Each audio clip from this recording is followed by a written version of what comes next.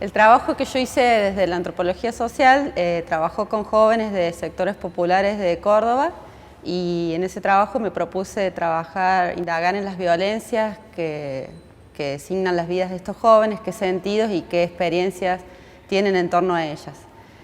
Para eso entonces hice un trabajo etnográfico. Esto significa que me adentré en sus vidas, que traté de formar parte de los espacios que ellos transitaban, fui a partidos de fútbol, a fiestas familiares, a eventos sociales, estuve reunida con ellos mucho tiempo en las calles y pasillos en donde se encuentran sus viviendas, y de esa manera pude acceder a los sentidos que ellos dan a las distintas violencias que forman parte de sus vidas.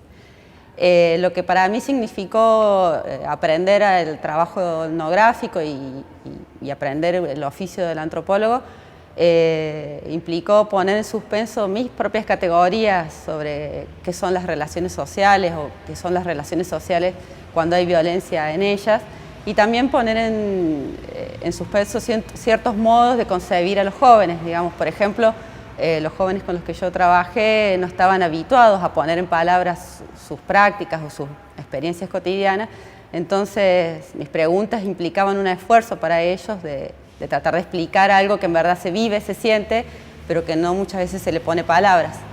Entonces, bueno, es por esto que para el trabajo del antropólogo social es muy importante la observación participante, porque a través de la observación participante lo que buscamos es captar justamente esas relaciones, esas prácticas que muchas veces se realizan pero que no se están explicando todo el tiempo. Y bueno, entonces nuestra pretensión muchas veces es poder dar cuenta de esas microrelaciones, de esas pequeñas cuestiones de la vida cotidiana que todos vivimos, pero que no siempre las explicamos verbalmente.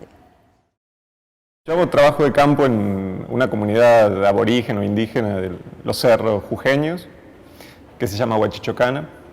Y últimamente cuando pienso en ese trabajo de campo, lo que implicó estar ahí, que fueron unos 12, 13 meses de convivencia, hay un momento que me parece importante, que me marca, y es cuando con unos amigos fuimos a hacer una caminata por el cerro, y yo me perdí por unos momentos, unos minutos en donde venía último en la fila y me perdí. Y cuando me perdí, empecé a sentir un viento fuerte que llegaba, me sacó el sombrero, la campera, empecé a escuchar que alguien me llamaba por el cerro, empecé a sentir miedo. A los pocos minutos me encontré con mis amigos, charlamos sobre el tema, y cuando terminamos la caminata y bajamos a la casa en donde yo me estaba quedando, bueno, todos estaban muy seguros de que lo que yo había tenido ahí había sido una especie de encuentro con el cerro, en donde el cerro me había querido comer, digamos, literalmente. Eso quería decir que si yo no hacía un par de pagos, pedidos de perdón y un par de rituales de limpieza, yo podía tener alguna consecuencia cuya extremo sería la muerte. Eso desencadenó un montón de cosas en el campo, que no vienen a cuento ahora, pero lo que cambió mucho, podría decir, dos relaciones o tres relaciones de las que yo vivía cotidianamente en el cerro. Una, que obviamente ya nunca más caminé los cerros con la misma ligereza, a pesar de que lo hacía antes solo y lo seguía haciendo después también solo. Otra, que empezaron a estar en mi cabeza otro tipo de modos de nombrar los sentimientos, como por ejemplo el miedo o el respeto, que no tienen una traducción a lo que era mi miedo y mi respeto y que todavía tal vez no la encuentro ahora. Y por otro lado, tal vez lo más interesante, lo más importante para mí, fue que a pesar de que había escuchado un montón de veces lo que se decía del cerro, lo que las personas tenían para contar de esas relaciones y demás, en ese momento había sido el cerro de alguna manera quien había hablado.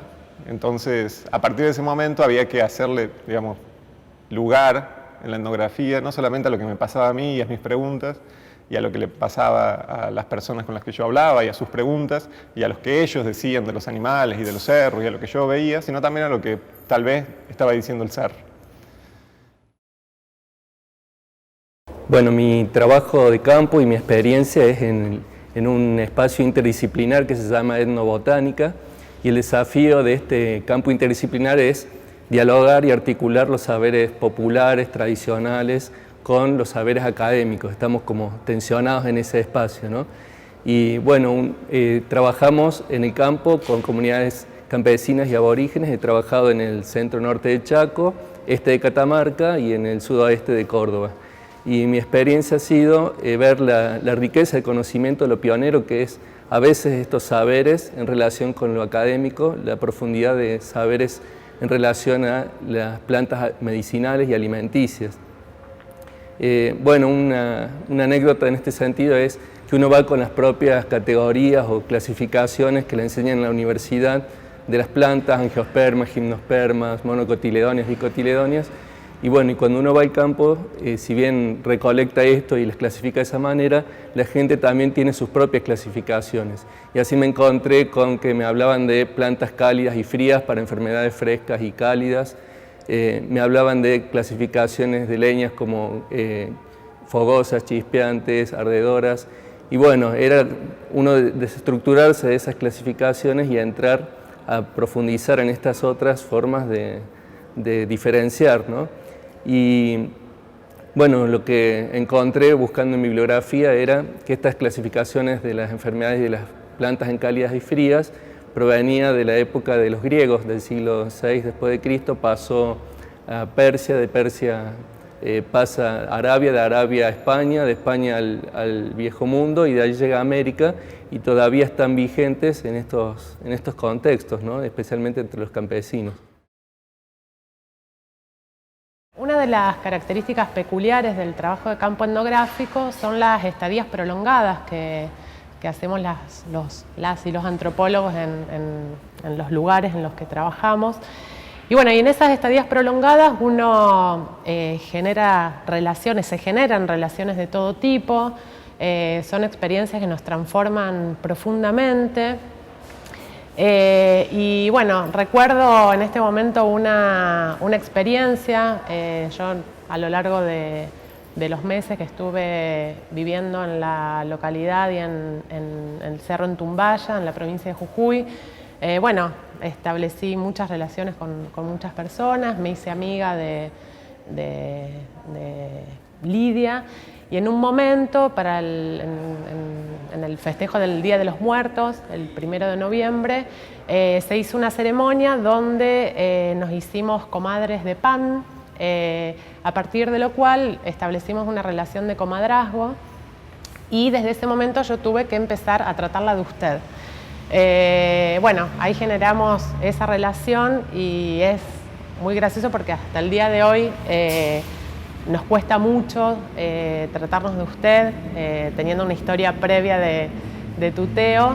Y bueno, ese tipo de relaciones que nos transforman, bueno, son relaciones que uno establece para siempre. Cada vez que vuelvo a Jujuy, vuelvo a visitar a mi comadre, ella ha venido aquí a Córdoba y bueno, eso.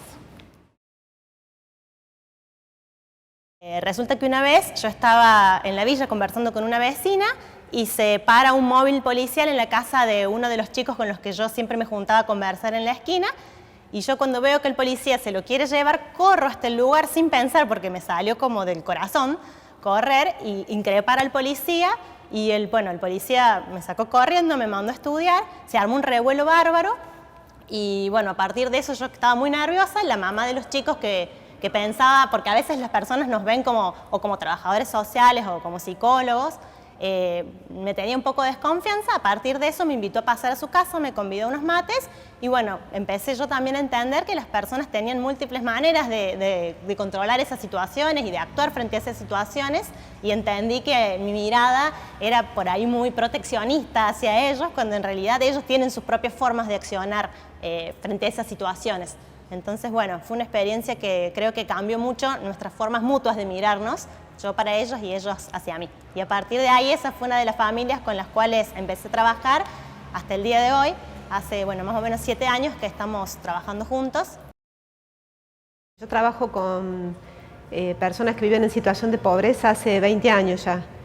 Y en el año 2005 empecé mi formación en antropología social Realmente empecé a tener un montón de herramientas para comprender desde otro lugar muchas situaciones que realmente creía que las conocía a fondo.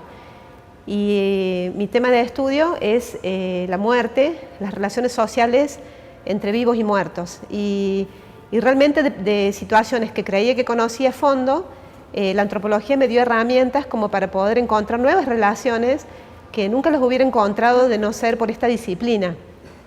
Conocer a fondo las relaciones entre las personas, las emociones, los sentimientos, los vínculos, las motivaciones. Solamente la antropología me ha podido dar esas herramientas. Y como que quería compartir una historia un poco, no sé si graciosa o algo curiosa, que me pasó en estas vivencias que uno tiene en el campo y que me marcó. Recuerdo que tuve que viajar a una comunidad indígena, ticuna, en la Amazonía colombiana, y tenía que estar 3 meses haciendo un inventario forestal. Así que estaba muy emocionado mirando árboles, pero la comunidad no quería hablarme, nadie me miraba, yo estaba totalmente aislado, siempre solo en mi hamaca. Y recuerdo que una noche, de repente, yo siempre les decía, díganme, me decían ingeniero. Yo les decía, no me digan ingeniero, David, o biólogo, ingeniero. Y recuerdo que una noche me dicen, ingeniero, ¿tenés una linterna que nos puedas prestar para ir a cazar? Sí, les presto mi linterna. Y recuerdo que me fui a dormir y cuando me levantaron a las 5 de la mañana, llegan de la comunidad con una rata así peluda, cola peluda, pata peluda, totalmente ensangrentada, y me la regalaron de agradecimiento porque yo les había prestado mi linterna. Yo dije, no, la verdad que gracias, pero yo recientemente no estoy comiendo mucha rata. Y me dicen, no, es para vos, y si querés la podemos hacer como quieras, asada, guisada. Les digo, bueno, no, como ustedes la coman. Bueno, para el desayuno te la vamos a hacer asada. Me acuerdo que entró a la maloca, por primera vez me dejan entrar a la maloca, y las malocas son muy oscuras, y veía los ojitos de los niños en la sombra, el fogón, y cuando me traen la rata así como muy asada, dije, bueno, ya está, es una rata, y es una rata acá del campo que podrá comer semillas. Así que dije, bueno, como que dije, ahí vamos, empecé a comer la rata, y la verdad que estaba deliciosa. Entonces les digo, está muy rica, ay, al ingeniero le gustó. Y ahí como que me acuerdo que toda la comunidad se abrió. Tanto que esa tarde yo me fui a trabajar, y cuando llegaba, me acuerdo una niña que empezó a salir y corría, tenía 4 años, una nena. Y dice, mamá, ahí viene el violador. Y le digo, y me señalaba. Y yo dije, ¿cómo? ¿Qué pasó aquí? Y dice la mamá, no, hija, no es el violador, es el ingeniero biólogo. Y desde ahí, bueno, la comunidad me empezó a decir ingeniero violador, y bueno, es como esas anécdotas que te pasan en campo y que siempre van a quedar como en tu memoria. A lo largo de aproximadamente 10 años, desde el equipo de bioantropología que trabaja en el museo, trabajamos con preguntas relacionadas sobre el origen o procesos de poblamiento y la posterior evolución local por las que atravesaron poblaciones del centro de Argentina, puntualmente San Luis, Santiago y Córdoba. Bueno, a lo largo de eso lo hicimos desde la perspectiva de la antropología genética, que lo que hace es estudiar pequeñitos fragmentos de ADN, y eso es posible porque a lo largo de la historia evolutiva el ADN va sufriendo cambios, y los antropólogos moleculares podemos interpretar y vincularlos con los procesos por los que atravesó una población determinada, en este caso la del centro de Argentina, que es lo que estudiamos.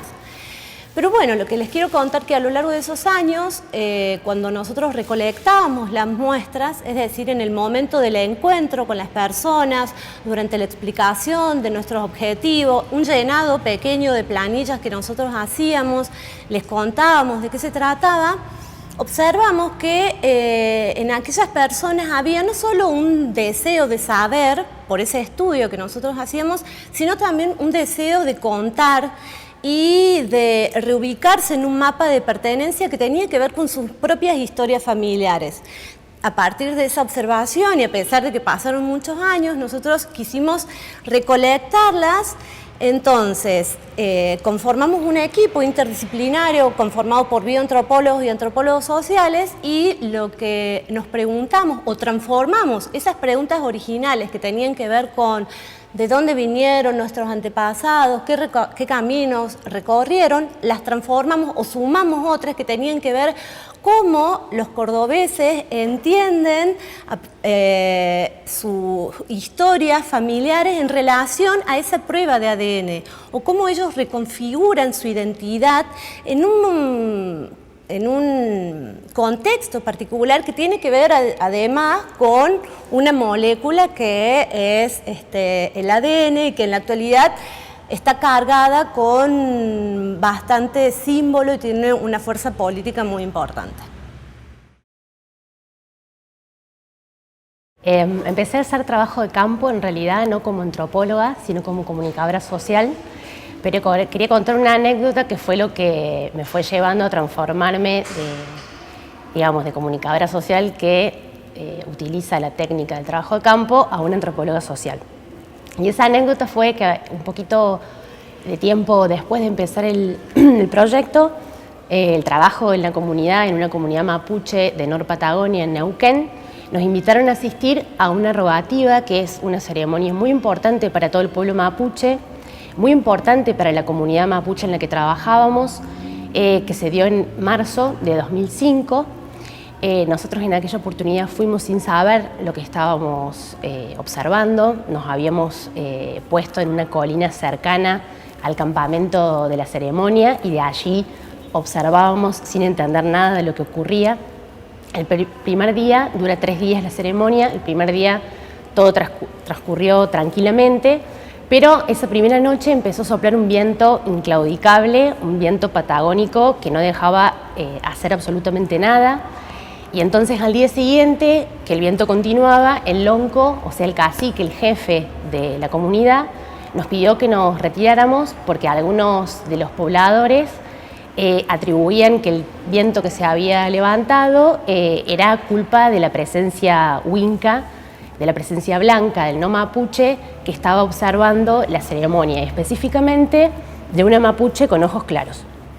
Entonces, ese desconocimiento de lo que pasó, porque después recorriendo las casas, los hogares, charlando con la gente, no sabiendo cómo preguntar qué es lo que nos había pasado en esa ceremonia, ese no saber, ese desconocimiento, ese no saber cómo acercarse a la gente, fue lo que me fue transformando, lo que me fue empujando a empezar a estudiar antropología, a entender qué significa estar en el trabajo de campo.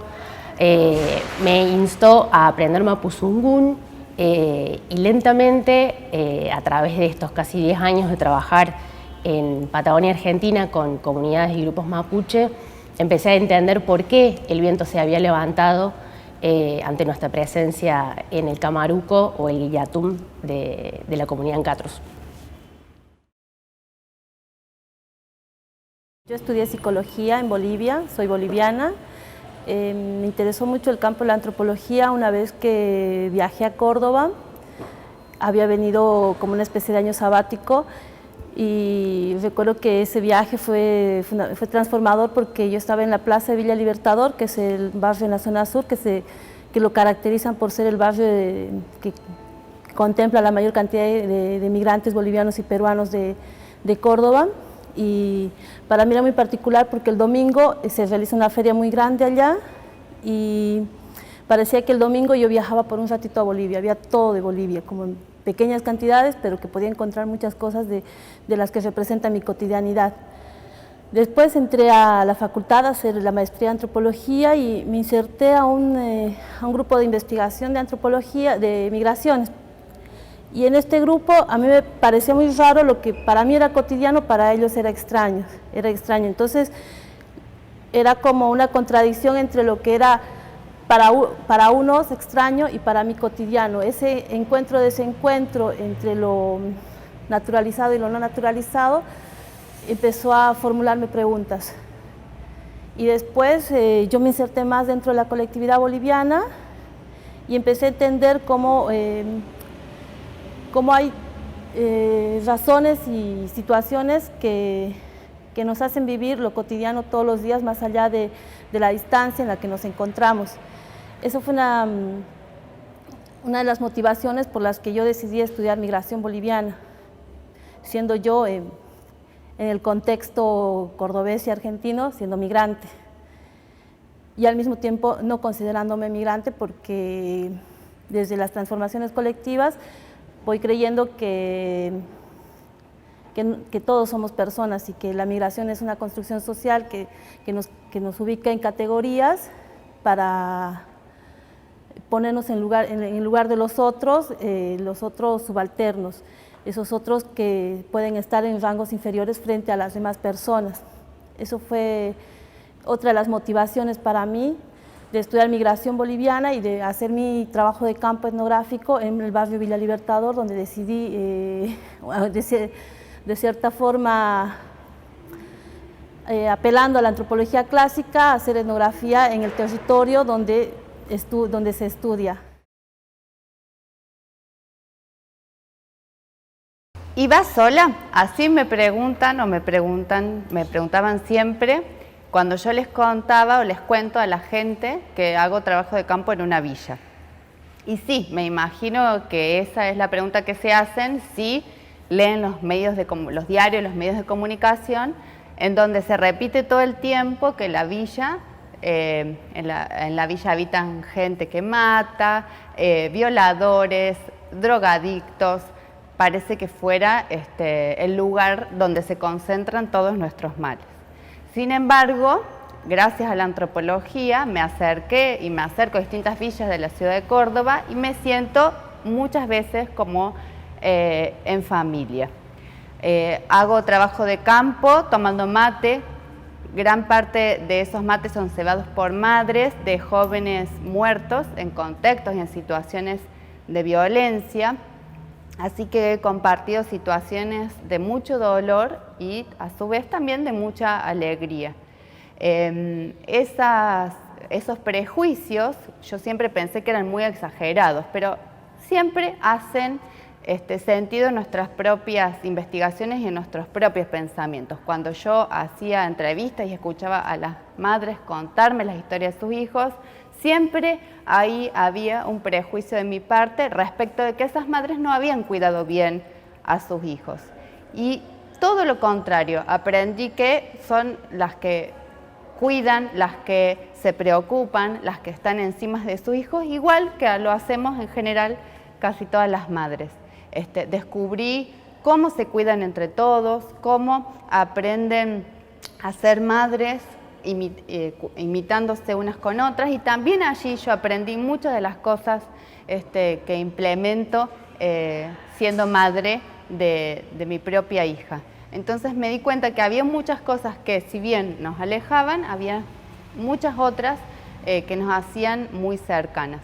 A partir de esas experiencias de trabajo de campo, me hice muy amigas de algunas de esas señoras que forman parte, yo considero que forman parte de mi familia, y ellas también consideran que yo formo parte de su familia.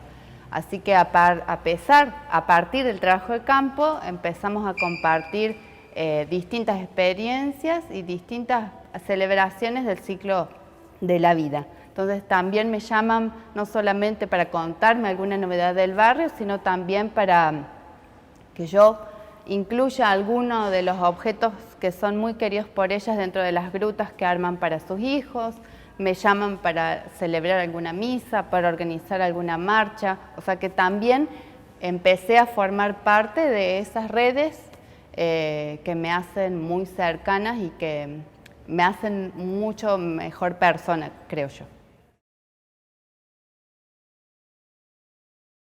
Yo trabajo en Catamarca, en la zona de Lancaster, en una localidad rural que se llama Oyola. Esta es un área que tiene muchas cuevas con pinturas rupestres indígenas de hace unos 1500 años de antigüedad.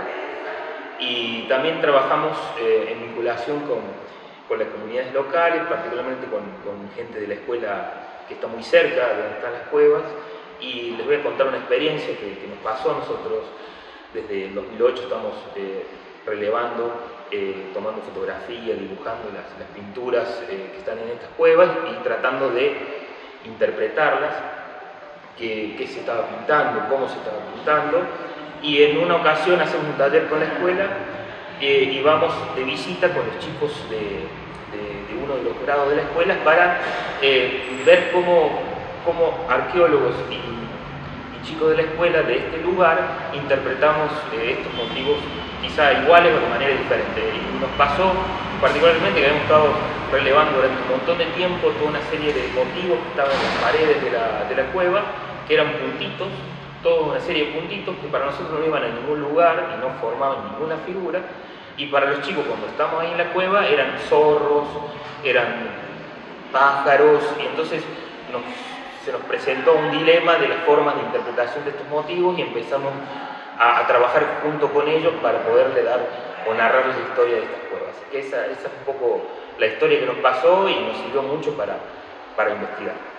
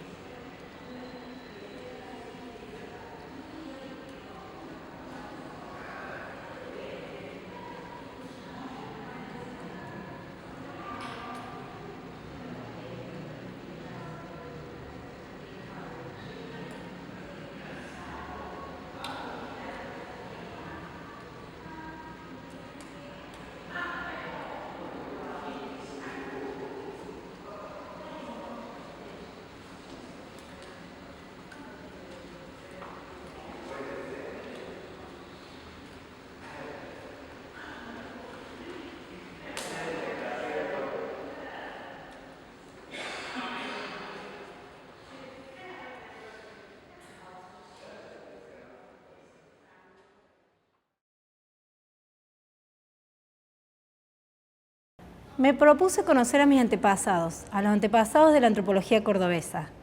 Esta Córdoba que era distinta porque no había tenido su carrera de grado en 1960, en 1950, que tuvo su maestría recién en el 2000, su doctorado en el 2010, su carrera de grado en el 2010.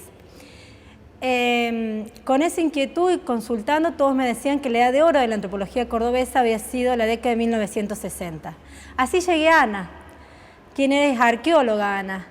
Le comenté de mi investigación, fui con mi proyecto. Tuvimos una larga conversación en este primer encuentro. En el segundo encuentro, ella se había comprometido a traerme documentación del primer congreso de estudiantes de antropología en Argentina, que fue en Rosario. Y yo le iba a devolver la conversación que habíamos tenido en el primer encuentro. Yo me di cuenta cuando a Ana le devolví la entrevista, ella comenzó a leer y su cara se iba desfigurando.